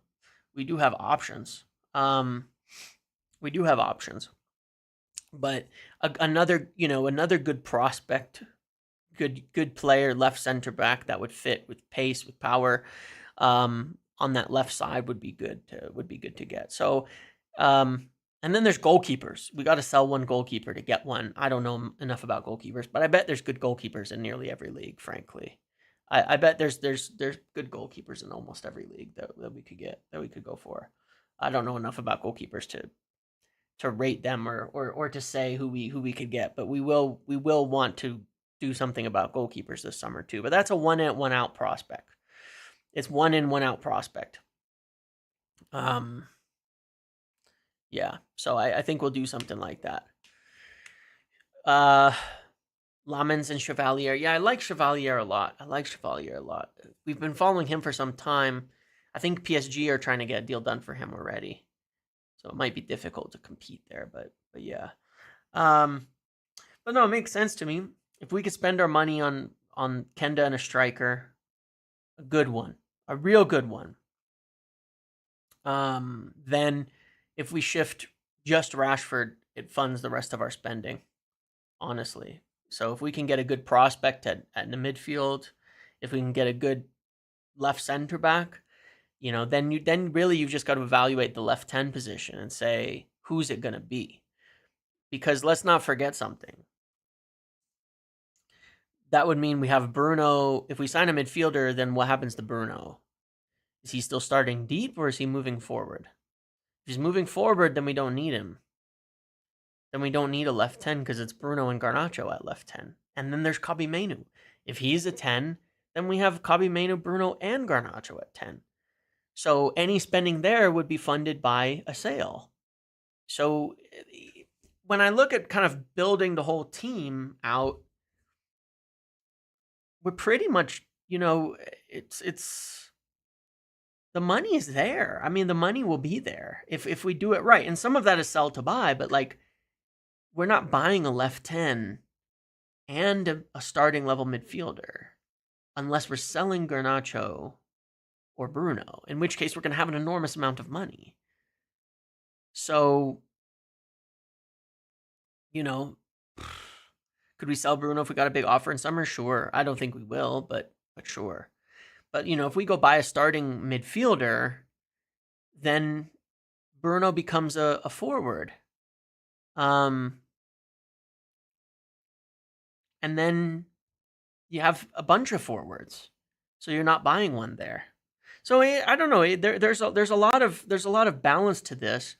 There's a lot of ways that United can get enough money to spend what they need to spend at the end of it, and we need to, because we just need to be smart. We need to be smart. Should they consider selling Bruno? Should they consider selling Garnacho? Yes, they should. If it makes sense. If it makes sense. I'm not saying right now that I would. I want to see how the rest of the season goes, but we could. So, left center back becomes a huge priority. No doubt. But there's also Mazraoui can play over there, by the way. I was just thinking about that. Like you could move I know they're not left-footed, but either Mazraoui or Yoro can play right and left. As well. So there's options, with the fact that Mazraoui doesn't have to play at wing back. I think Mazraoui's really good at center back in this back three. I think he's really good at it. I don't really have concerns with him. Like I think he's been, when he's played in the back three, he's been exceptionally good. So that's nice to see. That's a good part too. But yeah, I think again, Kendo, one of the strikers that we've named in Dilap, Osimhen, Aghawa, one of those types of players will probably come in. And then I feel like we'll get more of a prospect. Not prospect, but maybe like not a expensive midfielder, because they're going to rotate with Bruno deep, is I think what's going to happen. So if you get someone like a Hayden Hackney, he makes sense to rotate with Bruno deep. A left center back. I have no idea on left center back now. I mean, we could go back to our list that I'd written off because we weren't going to spend on it, and now we're going to spend on it.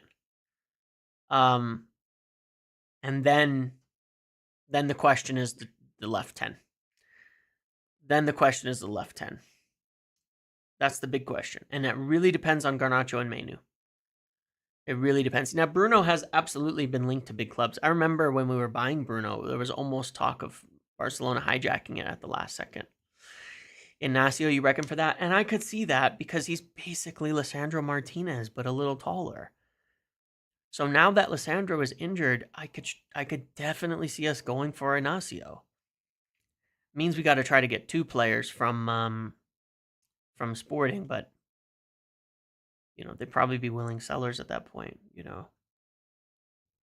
But yeah, I could see it because he's essentially a taller Lisandro. So he has his absolutely elite on-ball qualities and things like that. Obviously, he's familiar in the system.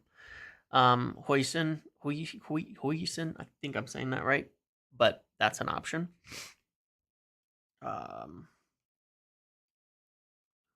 Yeah, that's an option as well. But we're gonna have to find. I don't really know what we're gonna do between the midfield and the tens until we see how the rest of the season goes. That much is still under evaluation. We know we needed a right-sided player, though, right? That's confirmed, and we know we need a striker, and now we know we need a left-sided center back.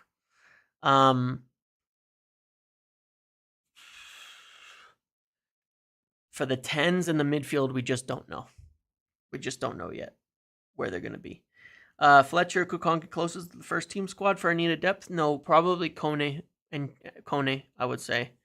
Probably Kone, because that's what he's kind of been brought in for. That's kind of why he's here. You know what I mean? He's here to get into the first team by the end of the season.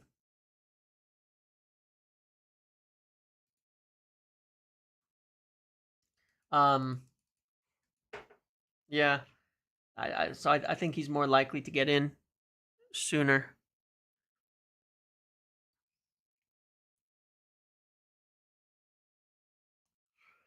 Now, Mathys Cunha has a release clause in his contract. It's probably different if Wolves go down versus stay up. We don't know what it is necessarily yet in terms of staying up. We don't know. But if it's anywhere between 45 and 60 million, then I think you go pay that. If you end up deciding you need a 10, you go pay that. For sure, that gives you a good option. Definitely does. Oh yeah, there was one more thing. On one of the, again, like there's a couple of things I've been talking about. I've been looking at, like, why are we so bad? Things like that, right? And one of the things obviously that we spoke about is Cheeto's just doing so well, you never know, man, if you can just see him coming to the team. But obviously one of the things we were just kind of talking about was this point of, like, we have all these players we're paying for wages that are doing zero. Okay. And, again, just kind of going back to this, not that it's most of you guys here who are left, going back to this point on honesty. I've always said things that tend to, at the time, come across pretty unpopular. And more often than not, in the long term, I get proven correct. And I'm not talking about, like, opinions on players and shit like that. I'm talking about stuff that's actual facts, right? I'm talking about info. I'm not talking about do I rate Darwin Nunez or some shit like that, because I can be an absolute moron when it comes to certain takes, no doubt about it. But when it comes to info, I know what I'm talking about. And some of the things that, one of the other reasons why United are very poor and could be, was really interesting. It was good to get, what's the word for it? Not clarification, but like confirmation from others on this point. I did a whole big thing last season talking about how Ten Hag was to blame for injuries and had a huge part to play in it. And remember that Ten Hag trained these players over summer. Ten Hag trained these players up through and until about November of this season. That's not that long ago. And we see a team that every week, a lot of the players look like they've lost a step. They look slow. Very often is a big part of it. It's just that we're not able to compete at physical levels. Now, some of that are players that are not physical. Some of that are players that are not physical. There's no doubt about that. But you see Kobbie Mainoo come in, right? And people say he doesn't have the legs. He didn't look like this. For playing deep, he didn't look like that when he first came into the team. Don't forget, he was supposed to partner Casemiro in the pivot. So I don't get, the discussion like he was never a pivot player. Well, both Ten Hag and Amorim saw him as a pivot player. He was supposed to partner Casemiro in the pivot. His first injury was a contact injury, but the one after that, the training, the things like that were not. Mainoo looks slow. We don't know necessarily that, Luke Shaw aside, right? We don't necessarily know that Mason Mount would be as injury prone as he is if every time he came back from rehab as a potentially sensitive player, he wasn't constantly being run into the ground, and what the training plans were and things like that. We don't know. We know for a fact, regardless of Luke Shaw's other injury history, that he was pushed to play way too much too early last year in coming back around February, and ended up getting injured again after 3 days. 3 games, playing 90 minutes in 1 week. But I shared all this. A lot of this was denied. A lot of people at the time called me very, very toxic for saying these types of things. The same as I said when I disagreed with Ineos about Ten Hag being sacked in summer, and this is one of the reasons for it. I thought it was really dangerous. And I think we're still feeling the effects of this, because how couldn't you? A lot of these players have been trained by someone for 2.5 seasons a certain way, and they look less fit than when he joined. In many instances, they look slower. I mean, do you see how much Rashford slowed down? Some of that can be on him. But there's no way you watch Rashford this season and think, and even last season, and think, that's the Rashford of old. And the same for Garnacho. If I would say it's just on Rashford, if you didn't also notice it with Garnacho, how much has Garnacho slowed down? Compared to when he first came into the team and he was blowing by players, just running by them, and you could not keep up with him, and you think that's the fastest guy on the pitch. When's the last time you thought that about Garnacho recently? Right? Not very often. Rasmus Højlund went from, being probably a player who was a serious transition threat that I also thought you wouldn't catch, to now he looks slow. And it looks like some of that is focus and things like that, but he looks slow. And then you go to this, and this is from Training Ground Guru, who you don't know. They're not, they're the real deal in terms of people who are involved in actual training. And there's this piece from Jonathan Norcroft, who's an excellent journalist at the Times, very, very well researched on things. And he says Liverpool have 20 criteria for assessing head coaches, and number 1 is player availability. So the first thing that a great club, in terms of how they're run, who picked the right manager and who tend to make just great decisions one after another recently, which is very fucking annoying, the first thing that they look at is player availability, and they rate managers based on that. Now, isn't that interesting? In large part down to playing style, training methodology, and periodization. So that means that it's one of the biggest factors in selecting the right coach is, do their players get injured under them or not? Right? Do they or not? Okay? And based on their eyes, it's a big factor. And they think it's the coach's fault primarily. And look who comes out on top is Ruben Amorim.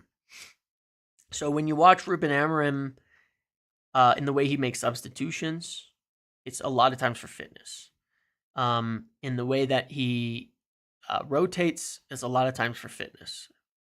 And I did a piece on someone who came with him, his fitness coach, who went to Liverpool University, mind you, and he did a whole study on whether injuries are more, that you get more injuries during busy periods of football or not, because this was the going thing. United have played too many games, that's why we're getting injuries. It's not Ten Hag's fault. And his conclusion was that there's actually no difference in non-contact soft muscle injuries in busy periods versus non-busy periods, because at the vast majority of clubs that were studied for this, in busy periods, managers slow down training. They make you run less. They make you do less to make up for the fact that you're playing more games where you're going to play really hard. Ten Hag made them run more when they were losing.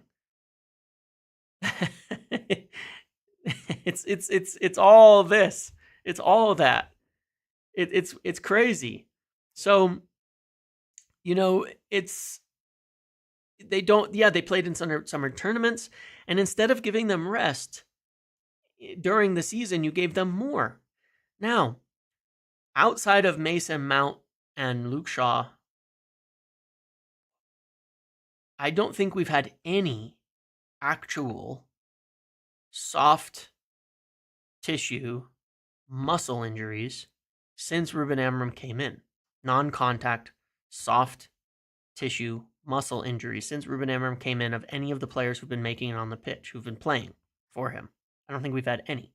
We've had little like half game knocks. We've had zero in over 2 months. Which is exceptionally good as a record, which is why, of course, Amorim came out on top in Liverpool's study. That's not, shouldn't be a surprise. But what that also does is it slows you down. And yes, it's reversible, but very likely a good chunk of what we're seeing now in terms of struggling so much, and why it's not just, the solution is not just to buy more players, is quite honestly feeling the effects. I've said before that I do know, based on talking to players, talking to people that I speak with about players, that the squad is much more highly rated than what we're seeing performance-wise. And that's why there's frustration with how poor it is. A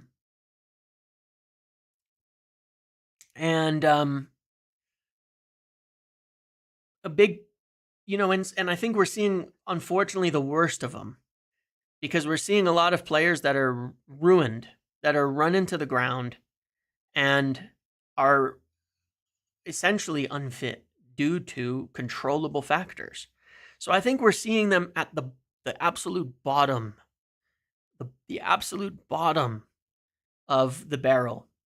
One could make the argument that Ten Hag should never have been able to set those things and do those things, and that's true as well. And where United have been behind, and where Amorim's the right guy at least to fix this, because he has the right people for it and he has the right ideas for it. But regardless, it's rated on coaches because they're all going to have some sort of influence on training, but it's also play style. Let's not forget, it's also play style.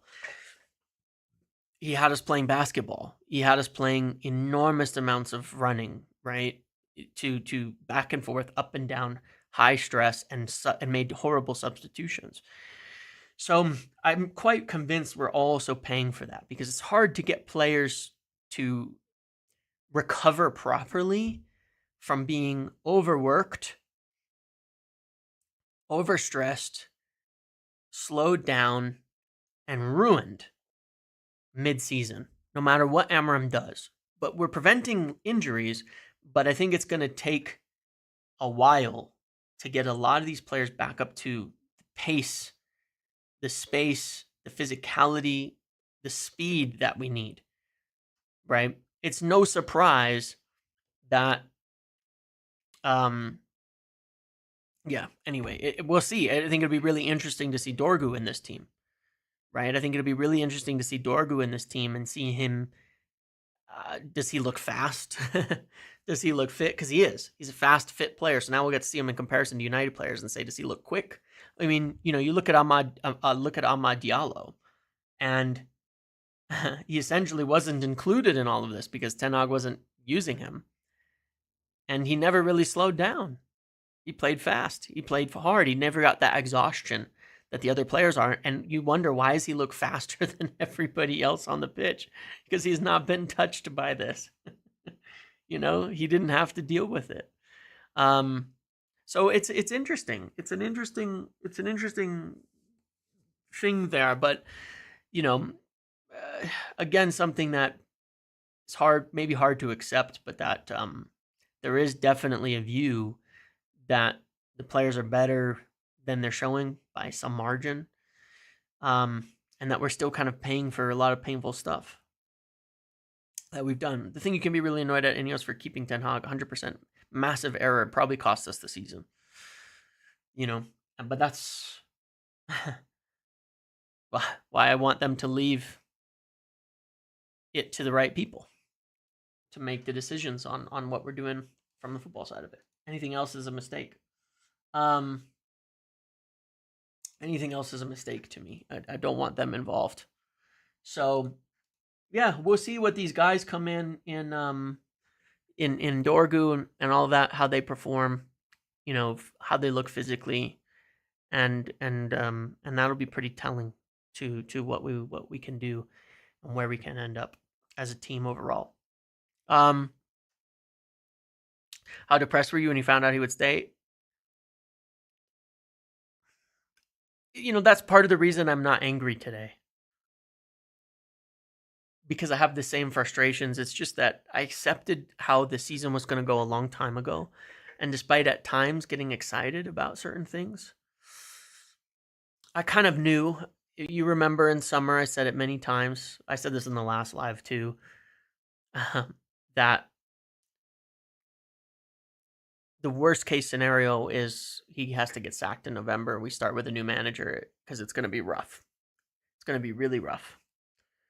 And so despite my own, at times coping with it and getting hyped about things ahead of schedule, I pretty well accepted that it was going to suck.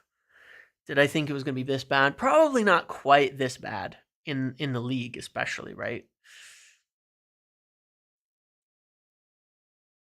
I think we're doing better than I expected in the cup competitions.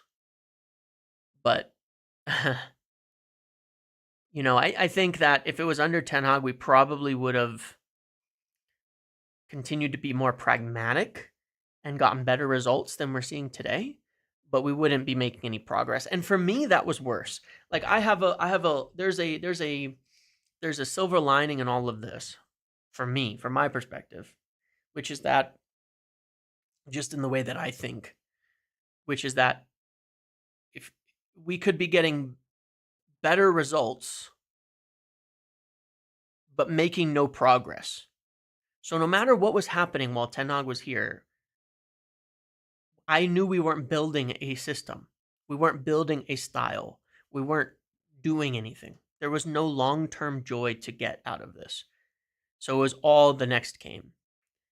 Under Amorim, a long-term view of this is that no matter how bad the current results are getting, we are building something. So it's almost like we're always making progress, even if you can't see it. Because every game, every week, everything that happens is another step closer, is another step forward in building an Amorim team and implementing his style of play and becoming more comfortable with it. But not just his as a club, getting that club style down. That is being built underneath this. There's a huge amount of variation still on top of this, but every day the floor is raising a little, even if it doesn't feel like it. Every single day it is, in terms of where we will be consistently, but there's still massive variation in how good we can be one day at a time, from game to game, because that's football, right? But it is happening.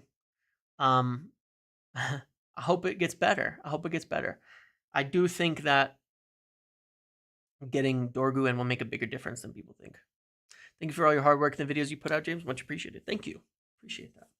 So I'm gonna end it there. I gotta go home. It's the end of the day. And we'll call it a night. It's about midnight over there in the UK. So now's a good time.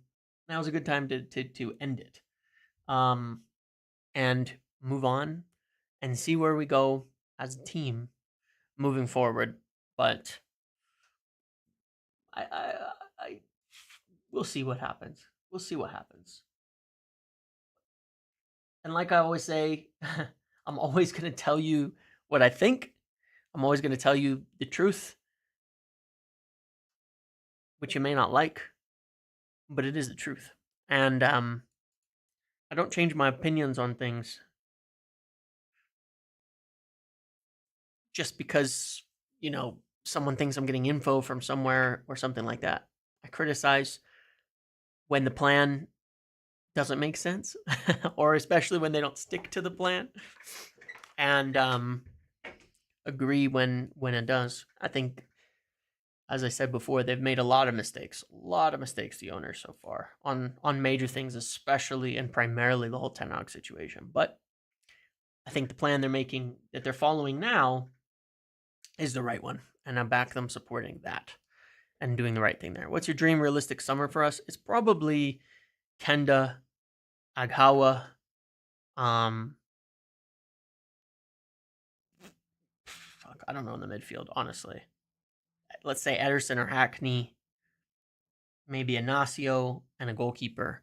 Just in terms of what's realistic, I think we could get that all done, and I think it would be good progress towards where we're going in the future for sure. Okay. Good luck, everybody. Enjoy your evening. I hope you either way feel better about everything that's happened in this window. And if you do, if you don't, that's okay. But otherwise, I will see you all later. I've got plenty to talk about tomorrow and the next day, as it always is. Okay.